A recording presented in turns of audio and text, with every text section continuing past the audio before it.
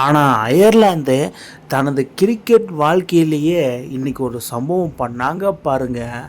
அதுதாங்க வரலாற்று சம்பவம். அது என்னன்னு பார்க்குறதுக்கு முன்னாடி நம்ம சேனலை சப்ஸ்கிரைப் பண்ணிக்கோங்க, கொஞ்சம் சப்போர்ட் பண்ணுங்கள் ஃப்ரெண்ட்ஸ். இன்றைக்கி Ireland versus India match first T20 start பண்ணாங்க.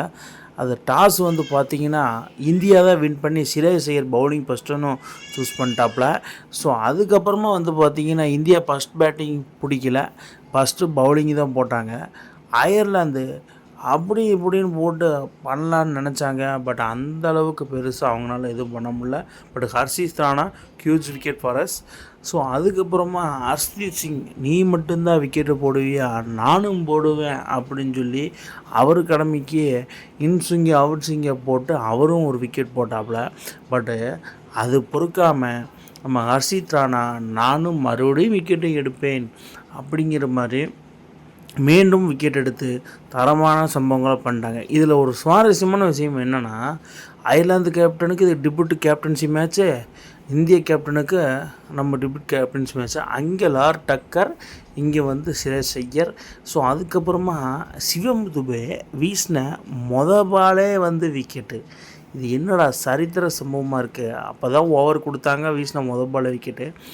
மீண்டும் ஒரு விக்கெட்டு ஹர்ஷீத் ராணா. அதாவது ஹர்ஷீத் ராணா எந்த ஸ்டேடியம் போனாலும், அவுட் ஆஃப் கண்ட்ரி எங்கே போனாலுமே தலைவனுக்கு இந்த இன்ஸ்விங்கு அவுட் ஸ்விங்கில் விக்கெட்டு மேலே விக்கெட்டு கிடச்சிருது. அந்த மாதிரி ஒரு சம்பவம் பண்ணிட்டாப்புல. என்ன மாதிரி ஒரு சம்பவம்.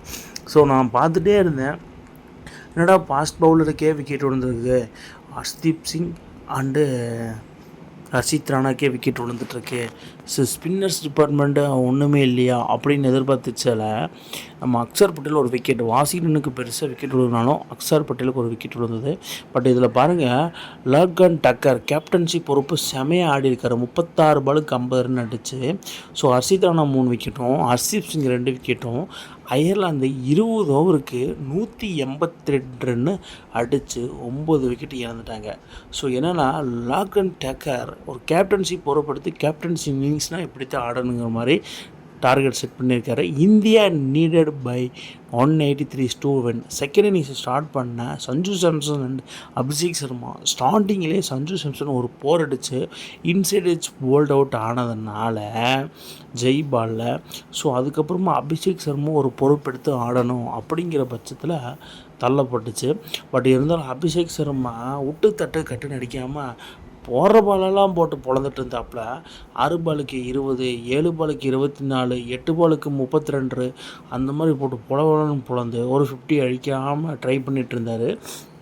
பட் அவர் கூட இருந்த 4 பிளேயர்ஸ், அதாவது டாப் ஆர்டர் ஃபுல்லாமே கொலாப்ஸ். அதாவது இஷான் கிஷான் 5 பாலுக்கு 1 ரன்னு, ஹாலார்டு அவர் பேசணும் லோ டக்கர் பாலா, இஷான் கிஷான் அவுட் ஆகி பெவிலியன் திரும்பிட்டார். ஸோ அதுக்கப்புறம் ஹாலார்டு அதே அடுத்த ஓவர் ஸ்பெல் வரும்போது சிரேஸ் ஐயர் இஸ் கான். ஒரு கேப்டன்சி இன்னிங்ஸும் லார்கன் டக்கர் செமையானார். பட் ஆனால் சிரேஸ் ஐயர் அந்தளவுக்கு செமையாக இன்றைக்கி அவருக்கு போகலை, பெருசாக படலை. 7 பாலுக்கு 3 ரன் இருக்கும்போது தனது டிபியூட் கேப்டன்சி மேட்ச்லேயே அவுட் ஆகி பெவிலியன் திரும்பினால, சூப்பரில் அவுட் ஆகி திரும்பினால அவருக்கு பெரிய ஒரு backfire. So Sanju Samson 4 பாலுக்கு 5 ரன் அடிச்சிருந்தார். 3 அவர் பாலில் அவுட் ஆகி பெவிலியன் திரும்பிட்டாப்புல. ஸோ அதுக்கப்புறமா திலக் வர்மா செம்மையாக ஆடிட்டு இருந்தாப்புல.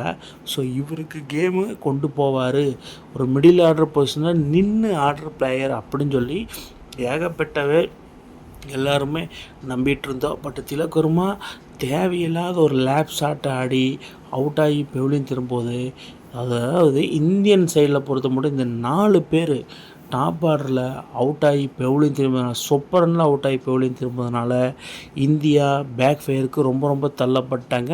ஸோ அதுக்கப்புறமா வாஷிங்டன் சுந்தர், அக்ஷர் பட்டேல் எந்த அளவுக்கு பெருசாக கான்ட்ரிபியூட் பண்ண முடியல அவங்களால. ஸோ சிவன் துபே மட்டும் ஒரு ஹோப் கொடுத்தாப்புல. பட் அவர்னாலையும் பெருசாக எதுவும் ஆட முடியல. பட் 1 ஆர்மி அவர் மட்டும்தான் தனியாக ஒரு 50 ரன் அடித்து இந்தியாவுக்கு பேர் வாங்கி கொடுத்துருந்தாரு. பட் அந்தளவுக்கு போக முடியல. அவர் யாருன்னா நமது அபிஷேக் சர்மா. அதாவது எந்த கண்ட்ரி எங்கே வேணால் கூட்டிகிட்டு போங்க, தலைவன் அந்த இடத்துல ஃபஸ்ட்டு மேட்ச்சு அவரோட ட்ரேட்மார்க் 50 பதிவு பண்ணிடுவாப்புல.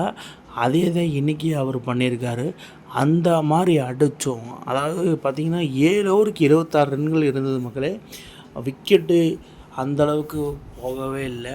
பட் அப்படி இருந்தும் தோற்றுருக்காங்கன்னா இந்தியாவோட சரிவு, பின்னடைவு, கேப்டன்சி, கோச்சஸ் எல்லாமே இருக்குது. ஸோ மேட்ச் ரிசல்ட்டை பொறுத்த மட்டும் இந்தியா சைடில் ஃபஸ்ட் T20 2026 20 ஓவருக்கு 182 9 விக்கெட்டை அடிச்சிருந்தாங்க. பட் இந்தியா 18.5 ஓவர் 148க்கு ஆல் அவுட் ஆகியிருக்காங்க. அதுதான் இந்த இடத்துல நம்ம சொல்லியாகணும். 3 அண்டு பால் மெக்ரத்தி எல்லாரும் சிறப்பாக பந்து வீசினால அயர்லாந்து வின் பை 34 ரன்ஸ். அந்த மாதிரி ஒரு சம்பவம் வரலாறு காணாத இன்றைக்கி ஒரு வெற்றி படைச்சு சம்பவம் பண்ணியிருக்காங்க ஐரிஷ் பவுலர்ஸ். அந்த மாதிரி ஒரு சம்பவம் இந்தியா ரொம்ப வருஷமாக தோக்காத அயர்லாந்துக்கிட்ட இன்றைக்கி தோற்று இந்த மாதிரி பண்ணுவாங்கன்னு யாருமே எதிர்பார்க்கல. இந்தியா இந்த மாதிரி தோப்பாங்கன்னு யாரெல்லாம் எதிர்பார்த்தீங்கன்னு கீழே கமெண்ட் பாக்ஸில் கமெண்ட் பண்ணுங்கள் மக்களே. இந்த மாதிரி இன்ட்ரெஸ்டிங் கிரிக்கெட் வீடியோவை தெரிஞ்சுக்க நம்ம சேனலை சப்ஸ்கிரைப் பண்ணுங்கள், லைக் அண்ட் கமெண்ட் பண்ணுங்கள். மேலும் மேலும் உங்களுக்கு வீடியோ வந்துகிட்டே இருக்கும்.